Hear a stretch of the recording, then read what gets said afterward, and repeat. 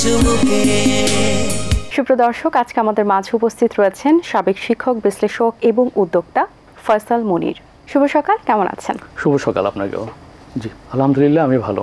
আপনিও নিশ্চয়ই ভালো আছেন? জি, আমিও ভালো আছি। আপনাকে অসংখ্য ধন্যবাদ। শুরুতে একটু জানতে চাই আপনার শৈশবকাল সম্পর্কে, আপনার শিক্ষা জীবন সম্পর্কে, কেমন কেটেছে, কোথায় কেটেছে? আমার জন্মটা হয়েছিল বাংলাদেশ এবং ভারতের সীমান্ত সংলগ্ন, বলা যায় যে একেবারে অজপা, মানে পাড়া গা বলতে যেটাকে বোঝায়, গন্ডগ্রাম বলতে যেটাকে বোঝায়, সেরকম একটা জায়গাতে। কি নাম ছিল? তো গ্রামটার নাম হচ্ছে বাইকোলা। এটা হচ্ছে শার্শা থানার অন্তর্ভুক্ত। শার্শা থানাতেই একটা গ্রাম। তো সেই জায়গাটা হচ্ছে আসলে মূলত আমার নানুর বাড়ি সেখানে আমার।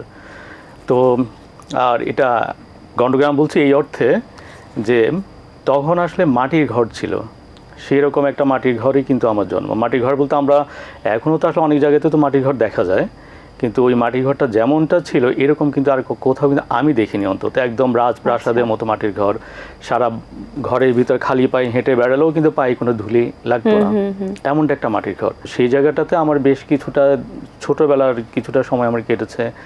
আমার বাবা তখন চাকরি করতেন, সেনাবাহিনীতে চাকরি করতেন। ওনার পোস্টিং ছিল হচ্ছে যশোর ক্যান্টনমেন্টে। পরে একটা সময়ে বাবা ওখান থেকে আবার চলে আসেন আমাদের নিজের শহরে, মানে দাদার বাড়ি বলতে যেটাকে বুঝে লক্ষ্মীপুর জেলায়। সেখানে এসে বাবা একটা সরকারি হাই স্কুলে জয়েন করেন শিক্ষক হিসাবে। তারপরে সময়টুকু আমার লক্ষ্মীপুরে কাটে। এরপর সেখান থেকে হাই স্কুল পাস করলাম, ম্যাট্রিক পাস করলাম।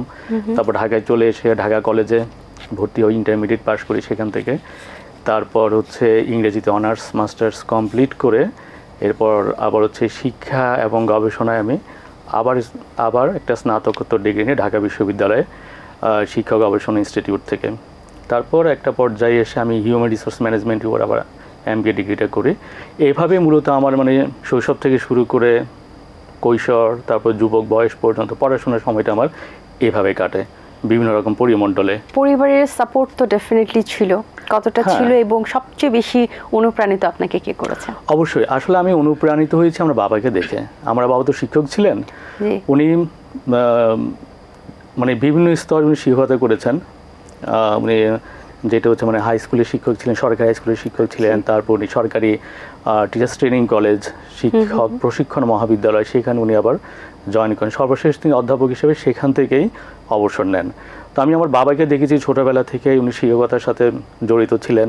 তার যে ছাত্ররা তার প্রতি যে একটা সম্মান প্রদর্শন করত, যে কোনো শিক্ষকের প্রতি যে একজন শিক্ষার্থী যে কোনো একটা ভক্তি শ্রদ্ধা, এটাই কিন্তু আমাকে মূলত আসলে বেশি আকর্ষণ করেছিল। আমাদের পরিবার, আমার মাও শিক্ষক ছিলেন। পরবর্তীতে হচ্ছে আমিও শিক্ষকতায় আসি, আমার স্ত্রী উনিও শিক্ষকতা করছেন এখনও পর্যন্ত।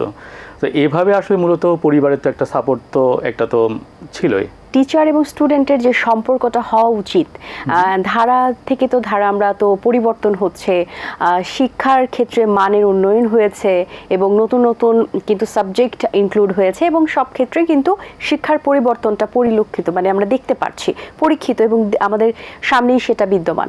তো সেই জায়গা থেকে একজন স্টুডেন্ট একজন টিচারের কেমন সম্পর্ক হওয়া উচিত এবং এই প্রজন্মতে কি সেটা আদৌ আছে কিনা? শিক্ষার গুণগত পরিবর্তন কিন্তু হচ্ছে, কিন্তু সেই শিক্ষার গুণগত পরিবর্তনটা আমাদের শিক্ষার্থীরা কতটুকু নিতে পারছে বা নিতে পারছে কিনা, সেটা কিন্তু হচ্ছে একটা ব্যাপার।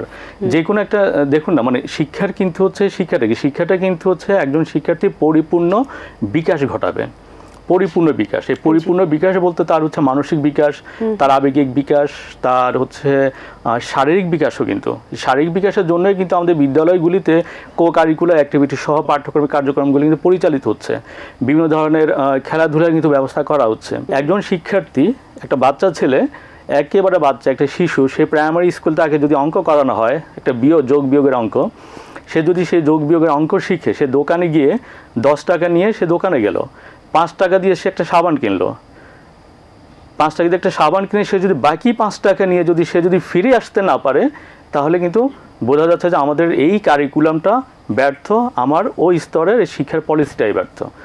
তো এটা দ্বারাই কিন্তু আসলে আমরা যদি আমাদের চারপাশে যদি তাকাই, আমরা কিন্তু দেখতে পাই এখন যে আমাদের ভুরি ভুরি জিপিএ কিন্তু বেরোচ্ছে, জিপিএ 5 নিয়ে কিন্তু শিক্ষার্থীরা কিন্তু বেরোচ্ছে, হাই স্কুলে বেরোচ্ছে, কলেজেও বেরোচ্ছে, কিন্তু হচ্ছে তাদের যে স্বাভাবিক যে একেবারে মানে সাধারণ যে জ্ঞানগুলি সেগুলি কতটুকু আছে এটা কিন্তু আমরা এখন দেখতে পাচ্ছি। বাংলাদেশের প্রেক্ষাপটে আসলে শিক্ষার ব্যবস্থা কোন দিকে যাচ্ছে, কিংবা আমাদের সবকিছু মিলিয়ে যুব সমাজ বা আমাদের যে তরুণ সমাজ রয়েছে, নতুন প্রজন্ম রয়েছে, তাদের আসলে ভবিষ্যৎটা কোন দিকে যাচ্ছে, আপনার মতামত? দেখুন, একটা ব্যাপারটা হচ্ছে কি, একটা ভালো সিজিপিএ কিন্তু একটা ভালো ক্যারিয়ার কিন্তু নিশ্চয়তা বহন করে না। আমাদের শিক্ষার্থীরা জিপিএ 5 পাচ্ছে অথবা জিপিএ 4 এর ভিতর তারা সিজিপিএ 4 এর ভিতর 4ই পাচ্ছে, কিন্তু আসলে যেটা হচ্ছে যে তার যে চাকরি করতে গেলে বা চাকরি খুঁজতে গেলে তার যেটা প্রয়োজন এমপ্লয়েবিলিটি স্কিল, সেটা কি সে কি পাচ্ছে? কোনো বিশ্ববিদ্যালয় হোক, কোনো স্কুল কলেজে, কোনো কারিকুলামে কিন্তু এমপ্লয়েবিলিটি স্কিলসের উপরে কিন্তু আলাদাভাবে কোনো বিশেষায়িত কোনো সাবজেক্ট কিন্তু নাই। ক্যারিয়ার প্ল্যানিং নামে কিন্তু একটা ইনক্লুসিভ একটা কোর্স আছে যেটা বিবিএ অথবা এমবিএ ডিগ্রির সাথে কিন্তু করানো হয়, কিন্তু সেখানে কিন্তু যেটুকু করানো হয় বা যেটুকু পড়ানো হয় সেটা কিন্তু আসলে পর্যাপ্ত না। বিষয়টা হচ্ছে কি, সে যখন কর্মক্ষেত্রে যখন যাচ্ছে, চাকরি বাজারে সে যখন স্ট্রাগল করছে, একটাই কারণ তার এমপ্লয়েবিলিটি স্কিলটা কিন্তু ডেভেলপ করেনি। তো আমাদের কিন্তু ওই জায়গাটাতে কিন্তু আসলে জোর দিতে হবে যে স্টুডেন্ট কীভাবে এমপ্লয়েবিলিটি স্কিলস সে অর্জন করবে। তবে আসার কথা হচ্ছে এটাই যে বিশ্ববিদ্যালয়গুলির পাশাপাশি এখন কিন্তু বিশ্ববিদ্যালয়গুলিও এখন আসলে কাজ করছে, বিভিন্ন ওয়ার্কিং ক্লাবের মাধ্যমে কাজ করছে এমপ্লয়েবিলিটি স্কিল ডেভেলপ করার জন্য। তারপর বিশেষ করে প্রাইভেট বিশ্ববিদ্যালয়গুলিতে কিন্তু বিভিন্ন ধরনের ক্লাব আছে, বিভিন্ন ধরনের কমিউনিটি আছে, যেটার মাধ্যমে স্টুডেন্টরা কিন্তু তাদের এই সমস্ত এই যে এমপ্লয়েবিলিটি স্কিলস এগুলো কিন্তু তারা যাতে করে অর্জন করতে পারে, এটা কিন্তু আমাদের জন্য কিন্তু আশার একটা দিক। আরেকটি বিষয় যে আমাদের ছাত্র জনতা তো একদম অনেক সাহসিকতার প্রমাণ দিয়েছে গণ অভ্যুত্থানের থেকে, যে আমাদের এই প্রজন্মটা অনেকেরই ধারণা ছিল যে কি করতে পারবে বা কি পারবে না। সো এই মতামত থেকেই কিন্তু একটা গণ অভ্যুত্থান হয়েছে, আমরা অনেক কিছু দেখতে পেরেছি, সাহসিকতা দেখতে পেরেছি, আবেগটা দেখতে পেরেছি। তো নতুন প্রজন্মের যে আবেগটা বা নতুন প্রজন্ম যে পড়াশোনা থেকে একটুটা পিছিয়ে যাচ্ছে বা এই আন্দোলনের ক্ষেত্রে বা আসলে আমাদের রাজনৈতিক সেক্টরকে গিয়ে আসলে স্টুডেন্টের যে একটা ইফেক্ট পড়ছে পড়াশোনার ক্ষেত্রে, এবং আপনি যদি দেখেন প্রাথমিক থেকে স্কুল কলেজ বিশ্ববিদ্যালয় ইউনিভার্সিটি সব সেক্টরে কিন্তু একটা বড় ইফেক্ট পড়েছে এই গণ অভ্যুত্থানের যে সময়টা আমরা পার করেছি। এইটা কি কখনো রিকভারি করা সম্ভব কিনা, কিংবা এটা যদি সম্ভব হয়, এই যে একটা একটা একটা ক্রাইসিস মোমেন্ট যে স্টুডেন্টরা ফেস করলো, এটা আসলে আগামী দিনে তাদেরকে আসলে ইন্সপায়ার করবে নাকি আসলে ডিমোটিভেট করবে? আপনি যেটা বলেছেন এটা আসলে আমি তো এখানে আমি কিন্তু একটা আশা দেখছি, ডিমোটিভেটেড হবার কিন্তু কোনো সুযোগই কিন্তু এখানে নাই।